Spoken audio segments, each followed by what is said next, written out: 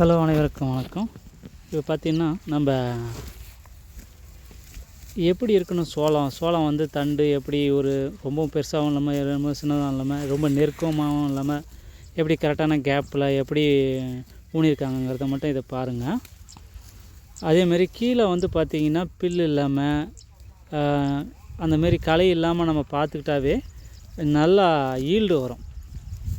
முடிஞ்ச வரைக்கும் நீங்கள் இதில் சோளத்தில் பில் இல்லாமல் பார்த்துக்குங்க, அது ரொம்ப முக்கியம். அதேமாதிரி ஃபஸ்ட்டு உரம் கரெக்டாக கொடுக்கணும். அப்போ தான் வந்து 25 நாளைக்குள்ளார 22 நாள்லேருந்து 25 நாளைக்குள்ள கொடுத்தீங்கன்னா இந்த தண்டு நல்லா பெருத்து நல்லா கரெக்டாக வரும். அதேமாதிரி யூரியா அதிகமாக கொடுத்துடாதீங்க, யூரியா அளவாகவே கொடுங்க, ஏன்னா இல்லைன்னா ரொம்ப வளர்ந்துப்படும். அதேமாதிரி நோய் தாக்குதலும் அதிகமாக இருக்கும். ஸோ இது வந்து ஒரு டிஏபி காம்ப்ளெக்ஸு கொஞ்சம் யூரியா அப்படி கலந்துக்குங்க.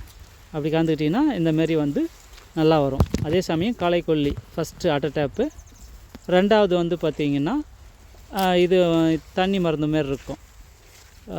நான் வந்து ஹார்ச் அடித்தேன்.